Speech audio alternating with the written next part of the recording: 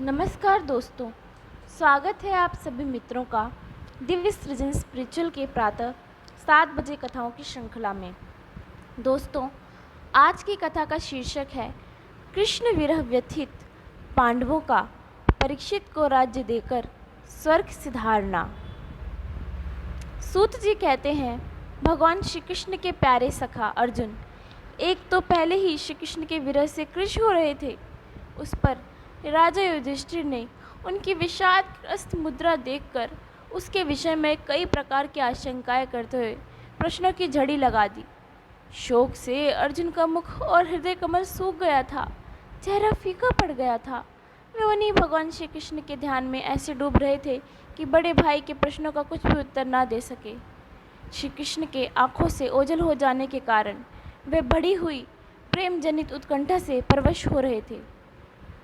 रथ हाँकने, टहलने आदि के समय भगवान ने उनके साथ जो मित्रता, अभिनन्द हृदयता और प्रेम से भरे हुए व्यवहार किए थे, उनकी याद पर याद आ रही थी। बड़े कष्ट से उन्होंने अपने शोक का वेग रोका, हाथ से नेत्रों के आंसू पोंछे और फिर रुंधे हुए गले से अपने बड़े भाई महाराज युधिष्ठिर से कहा। अर्जुन बोले, महाराज, मेरे भाई अथवा अत्यंत घनिष्ठ मित्र का रूप धारण कर श्री कृष्ण ने मुझे ठग लिया। मेरे जिस प्रबल पराक्रम से बड़े बड़े देवता भी आश्चर्य में डूब जाते थे, उसे श्री कृष्ण ने मुझसे छीन लिया। जैसे यह शरीर प्राण से रहित होने पर मृतक कहलाता है, वैसे ही उनके क्षण भर के वियोग से यह संसार अप्रिय दिखने से लगता है। उनके आश्रय से द्रौपदी स्वयंवर में राजा द्रुपद के घर आए हुए कामोन्मल राजाओं का तेज मैंने हरण कर लिया। धनुष पर बाण चढ़ाकर मत्स्य भेद किया। इस प्रकार द्रौपदी को प्राप्त किया था। उनकी सन्निधि मात्र से मैंने समस्त देवताओं के साथ इंद्र को अपने बल से जीत कर अग्निदेव को उनकी तृप्ति के लिए खांडव वन का दान कर दिया और मैं दानव की निर्माण की हुई अलौकिक कला कौशल से युक्त महामयी सभा प्राप्त की और आपके यज्ञ में सब ओर से आकर राजाओं ने अनेकों प्रकार की भेंटें समर्पित की। 10,000 हाथियों की शक्ति और बल से संपन्न आपके इन छोटे भाई भीमसेन ने उन्हीं की शक्ति से राजाओं के सिर पर पैर रखने वाले अभिमानी जरासंध का वध किया था। तदंतर उन्हीं भगवान ने उन बहुत से राजाओं को मुक्त किया जिनको जरासंध ने महाभैरव यज्ञ में बलि चढ़ाने के लिए बंदी बना रखा था। उन सब राजाओं ने आपके यज्ञ में अनेकों प्रकार के उपहार दिए थे। महारानी द्रौपदी राजसूय यज्ञ के महान अभिषेक से पवित्र हुए अपने उन सुंदर केशों को, जिन्हें दुष्टों ने भरी सभा में छूने का साहस किया था, बिखेर कर तथा आंखों में आंसू भरकर जब श्री कृष्ण के चरणों में गिर पड़ी, तब उन्होंने उसके सामने उसके उस घोर अपमान का बदला लेने की प्रतिज्ञा करके उन धूर्तों की स्त्रियों को ऐसे दशा कर दी कि वे विधवा हो गई और उन्हें अपने केश अपने हाथों से खोल देने पड़े। वनवास के समय हमारे वैरी दुर्योधन ने षड्यंत्र से 10,000 शिष्यों के साथ बिठाकर भोजन कराने वाले महर्षि दुर्वासा ने हमें दुस्तर संकट में डाल दिया था। उस समय उन्होंने द्रौपदी के पात्र में बची हुई शाक की एक पत्ती का ही भोग लगाकर हमारी रक्षा की। उनके ऐसा करते ही नदी में स्नान करती हुई मुनि मंडली को ऐसा प्रतीत हुआ मानो उनकी तो बात ही क्या, सारी त्रिलोकी ही तृप्त हो गई थे। उनके प्रताप से मैंने युद्ध में पार्वती सहित भगवान शंकर को आश्चर्य में डाल दिया, तो उन्होंने मुझको अपना पाशुपात नामक अस्त्र दिया। साथ ही दूसरे लोकपालों ने भी प्रसन्न होकर अपने अपने अस्त्र मुझे दिए, और तो क्या, उनकी कृपा से मैं इसी शरीर से स्वर्ग में गया और देवराज इंद्र की सभा में उनके बराबर आधे आसन पर बैठने का सम्मान मैंने प्राप्त किया। उनके आग्रह से जब मैं स्वर्ग में ही कुछ दिनों तक रह गया, तब इंद्र के साथ समस्त देवताओं ने मेरी इन्हीं गांडीव धारण करने वाली भुजाओं का निवांतकवच आदि दैत्यों के मारने के लिए आश्रय लिया। महाराज, ये सब जिनकी महती कृपा का फल था, उन्हीं पुरुषोत्तम भगवान श्री कृष्ण ने मुझे आज ठग लिया। महाराज, कौरवों की सेना भीष्म, द्रोण आदि अजय महामत्स्यों से पूर्ण अपार समुद्र के समान दुस्तर थी, परंतु उनका आश्रय ग्रहण करके अकेले ही रथ पर सवार हो मैं उसे पार कर गया। उन्हीं की सहायता से आपको याद होगा मैंने शत्रुओं से राजा विराट का सारा गोधन तो वापस ले लिया, साथ ही उनके सिरों पर चमकते हुए मणिमय मुकुट तथा अंगों के अलंकार छीन लिए थे। भाई जी, कौरवों की सेना भीष्म, कर्ण, द्रोण, शल्य तथा अन्य बड़े बड़े राजाओं और क्षत्रिय वीरों के रथों से शोभायमान थी। उसके सामने मेरे आगे आगे चलकर वह अपनी दृष्टि से ही उन महारथी यथिपूतियों की आयु, मन, उत्साह और बल को छीन लिया करते थे। द्रोणाचार्य, भीष्म, कर्ण, भूरिश्रवा, सुशर्मा, शल्य, जयद्रथ और बर्हिक आदि वीरों ने मुझ पर अपने कभी न चूकने वाले अस्त्र चलाए थे, परंतु जैसे हिरण्यकशिपु आदि दैत्यों के अस्त्र शस्त्र भगवत भक्त प्रहलाद को स्पर्श नहीं करते थे, वैसे ही उनके शास्त्रार्थ मुझे छू तक नहीं सके। यह श्री कृष्ण के भुजदंडों की छत्र छाया में रहने की ही प्रभाव था। श्रेष्ठ पुरुष संसार में मुक्त होने के लिए जिनके चरण कमलों का सेवन करते हैं, अपने आपत को दे डालने वाले उन भगवान ने मुझ दुर्बुद्धि ने सारथी तक बना डाला। आहा, हाय, जिस समय मेरे घोड़े थक गए और मैं रथ से उतरकर पृथ्वी पर खड़ा था, उस समय बड़े बड़े महारथी शत्रु भी मुझ पर प्रहार न कर सके, क्योंकि श्री कृष्ण के प्रभाव से उनकी बुद्धि मारी गई थी। महाराज, माधव के उन्मुक्त और मधुर मुस्कान से युक्त विनोद भरे और हृदय स्पर्शी वचन और उनका मुझे पार्थ अर्जुन, सखा, कुरुनंद आदि कहकर पुकारना मुझे याद आने पर मेरे हृदय में उथल पुथल मचा देते हैं। सोने, बैठने, टहलने और अपने संबंध में बड़ी बड़ी बातें करने तथा भोजन आदि करने में हम प्राय एक साथ रहा करते थे। किसी दिन मैं व्यंग से उन्हें कह बैठता, मित्र, तुम तो बड़े सत्यवादी हो। उस समय भी वे महापुरुष अपनी महानुभवता के कारण जैसे मित्र अपने मित्र का और पिता अपने पुत्र का अपराध सह लेता है, उसी प्रकार मुझ दुर्बुद्धि के अपराधों को सह लिया करते थे। महाराज, जो मेरे सगा प्रिय मित्र नहीं मेरे हृदय ही थे, उन्हीं पुरुषोत्तम भगवान से मैं रहित हो गया हूँ। भगवान की पत्नियों को द्वारका से अपने साथ ला रहा था, परंतु मार्ग में दुष्ट गोपों ने मुझे एक अबला की भांति हरा दिया और मैं उनकी रक्षा नहीं कर सका। वही मेरा गांडीव धनुष है, वह ही बाण है, वही रथ है, वही घोड़े हैं और वही मैं रथी अर्जुन हूँ, जिसके सामने बड़े बड़े राजा लोग सिर झुकाया करते थे। श्री कृष्ण के बिना ये सब एक ही क्षण में नहीं के समान सार शून्य हो गए हैं।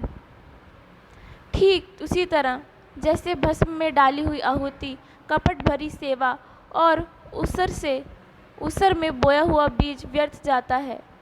राजन, आपने द्वारकावासी अपने जिन सुहृद संबंधियों से बात पूछी है, वह ब्राह्मणों के शापवश मोहग्रस्त हो गए हैं और वारुणी मदिरा के पान के मदोन्मत्त होकर अपरिचितों की भांति आपस में ही एक दूसरे से भिड़ गए और घूसों से मारपीट करके सबके सब नष्ट हो गए। उनमें से केवल 4-5 ही बचे हैं। वास्तव में वह सर्वशक्तिमान भगवान की ही लीला है कि संसार के प्राणी परस्पर एक दूसरे का पालन पोषण भी करते हैं और एक दूसरे को मार भी डालते हैं। राजन, जिस प्रकार जलचरों में बड़े जंतु छोटों को, बलवान दुर्बलों को और बड़े और बलवान भी परस्पर एक दूसरे को खा जाते हैं, उसी प्रकार अतिशय बली और बड़े यदुवंशियों के द्वारा भगवान ने दूसरे राजाओं का संहार कराया। तत्पश्चात यदुवंशियों के द्वारा ही एक से दूसरे यदुवंशी का नाश करा के पूर्ण रूप से पृथ्वी का भार उतार दिया। भगवान श्री कृष्ण मुझे तो जो शिक्षाएं दी हैं, वह देश, काल और प्रयोजनों के अनुरूप तथा हृदय के ताप को शांत करने वाली थी। स्मरण आते ही वे हमारे चित्त का हरण कर लेती हैं। सूत जी कहते हैं, इस प्रकार प्रगाढ़ प्रेम से भगवान श्री कृष्ण के चरण कमलों का चिंतन करते करते अर्जुन की चित्तवृत्ति अत्यंत निर्मल और प्रशांत हो गई। उनकी प्रेममयी भक्ति भगवान श्री कृष्ण के चरण कमलों के अहर्निश चिंतन से अत्यंत बढ़ गई। भक्ति के वेग से उनके हृदय को मथ कर उसमें से सारे विकारों को बाहर निकाल दिया। उन्हें युद्ध के प्रारंभ से भगवान के द्वारा उपदेश किया हुआ गीता ज्ञान दोबारा से स्मरण हो आया, जिसके काल के व्यवधान और कर्मों के विस्तार के कारण प्रमादवश कुछ दिनों तक के लिए विस्मृति हो गई थी। ब्रह्मज्ञानी प्राप्ति से माया का आवरण भंग होकर गुणातीत अवस्था प्राप्त हो गई। द्वैत का संशय निवृत्त हो गया, सूक्ष्म शरीर भंग हुआ, वे शोक और जन्म मृत्यु के चक्र से सर्वथा मुक्त हो गए। भगवान के स्वधाम गमन और यदुवंश के संहार का वृतांत सुनकर निश्चलमति युधिष्ठिर ने स्वर्गारोहण का निश्चय किया। कुंती ने भी अर्जुन के मुख से यदुवंशियों के नाश और भगवान के स्वधाम गमन की बात सुनकर अनन्य भक्ति से अपने हृदय को भगवान श्री कृष्ण में लगा दिया और सदा के लिए इस जन्म मृत्यु के संसार से अपना मुंह मोड़ लिया। भगवान श्री कृष्ण ने लोक दृष्टि में जिस यदुवंश रहित यादव शरीर से पृथ्वी भार उतारा था, उसका वैसे ही परित्याग कर दिया जैसे कोई कांटे से कांटा निकालकर फिर दोनों को फेंक दे। भगवान की दृष्टि में दोनों ही समान थे। जैसे वे नट के समान मत्स्य आदि रूप धारण करते हैं और फिर उनका त्याग कर देते हैं, वैसे ही उन्होंने जिस यादव शरीर से पृथ्वी का भार दूर किया था उसे त्याग भी दिया। जिनकी मधुर लीलाएं श्रवण करने योग्य हैं, उन भगवान श्री कृष्ण ने जब अपने मनुष्य से शरीर से इस पृथ्वी का परित्याग कर दिया, उसी दिन विचारहीन लोगों को अधर्म में फंसाने वाला कलयुग आग धमका। महाराज युधिष्ठिर से कलयुग का फैसला छिपा न रहा। उन्होंने देखा देश में, नगर में, घरों में और प्राणियों में लोभ, असत्य, छल, हिंसा यह आदि अधर्मों की बढ़ती हो गई है। तब उन्होंने महाप्रस्थान का निश्चय किया। उन्होंने अपने विनय पौत्र परीक्षित को, जो गुणों में उन्हीं के समान थे, समुद्र से घिरी हुई पृथ्वी के सम्राट पद पर हस्तिनापुर में अभिषिक्त किया। उन्होंने मथुरा में शूरसेनाधिपति के रूप में अनिरुद्ध के बेटे वज्र का अभिषेक किया। इसके बाद समर्थ युधिष्ठिर ने प्राजापत्य यज्ञ करके आहवनीय आदि अग्नियों को अपने में लीन कर दिया, अर्थात गृहस्थाश्रम से धर्म से मुक्त होकर उन्होंने संन्यास ग्रहण किया। युधिष्ठिर ने अपने सब वस्त्राभूषण आदि वहीं छोड़ दिए और ममता और अहंकार से रहित होकर समस्त बंधन काट डाले। उन्होंने दृढ़ भावना से वाणी को मन में, मन को प्राण में, प्राणों को अपान में और अपान को उसकी क्रिया के साथ मृत्यु में तथा मृत्यु को पंचभूतमय शरीर में लीन कर लिया। इस प्रकार शरीर को मृत्यु रूप अनुभव करके उन्होंने उसे त्रिगुण में मिला दिया। त्रिगुण को मूल प्रकृति में, सर्व कारण रूपा प्रकृति को आत्मा में और आत्मा को अविनाशी ब्रह्म में विलीन कर दिया। उन्हें यह अनुभव होने लगा कि ये सारा दृश्य प्रपंच ब्रह्म स्वरूप है। इसके बाद उन्होंने शरीर पर चीर वस्त्र धारण कर लिया, अन्न जल का त्याग कर दिया, मौन ले लिया और केश खोलकर बिखेर लिए। वे अपने रूप को ऐसा दिखाने लगे जैसे कोई जड़, उन्मत्त या पिशाच हो। फिर वे बिना किसी का बाट देखे तथा बहरे की तरह बिना किसी की बात सुने घर से निकल पड़े, हृदय में उस पर ब्रह्म का ध्यान करते हुए जिसको प्राप्त करके फिर लौटना नहीं होता। उन्होंने उत्तर दिशा की ओर प्रस्थान किया, जिस ओर पहले बड़े बड़े महात्मा जन जा चुके थे। भीमसेन, अर्जुन आदि युधिष्ठिर के छोटे भाइयों ने भी देखा कि अब पृथ्वी में सभी लोगों को अधर्म के सहायक कलयुग ने प्रभावित कर डाला है। इसलिए वे भी श्री कृष्ण चरणों की प्राप्ति का दृढ़ निश्चय करके अपने बड़े भाई के पीछे पीछे चल पड़े। उन्होंने जीवन के सभी लाभ भलीभांति प्राप्त कर लिए थे, इसलिए ये निश्चय करके कि भगवान श्री कृष्ण के चरण कमल ही हमारे परम पुरुषार्थ हैं, उन्होंने उन हृदय में धारण कर लिया। पांडवों के हृदय में भगवान श्री कृष्ण के चरण कमलों के ध्यान से भक्ति भाव उमड़ आया। उनकी बुद्धि सर्वदा शुद्ध होकर भगवान श्री कृष्ण के उस सर्वोत्कृष्ट स्वरूप में अनन्य भाव से स्थिर हो गई, जिसमें निष्पाप पुरुष ही स्थिर हो पाते हैं। फलतः उन्होंने अपने विशुद्ध अंतःकरण से स्वयं भी वह गति प्राप्त की जो विषयासक्त दुष्ट मनुष्यों को कभी प्राप्त नहीं हो सकती। संयमी और श्री कृष्ण के प्रेम वश में मुग्ध भगवानमय विदुर जी ने भी अपने शरीर को प्रभास क्षेत्र में त्याग दिया। उस समय उन्हें लेने के लिए आए हुए पितरों के साथ वे अपने लोक यमलोक को चले गए। द्रौपदी ने देखा कि अब पांडव लोग निरपेक्ष हो गए हैं। तब वे अनन्य प्रेम से भगवान श्री कृष्ण के ही चिंतन करके उन्हें प्राप्त हो गई। भगवान के प्यारे भक्त पांडवों के महाप्राण प्रयाण की इस परम पवित्र और मंगलमय कथा को जो पुरुष श्रद्धा से सुनता है वह निश्चय ही भगवान की भक्ति और मोक्ष प्राप्त करता है। तो दोस्तों, आशा करती हूँ कि आपको यह कथा ज़रूर पसंद आई होगी। चलिए इसी के साथ मैं अपनी वाणी को यहीं विराम देती हूँ। कल फिर मिलेंगे आपसे प्रातः 7 बजे कथाओं की श्रृंखला में। तब तक के लिए धन्यवाद।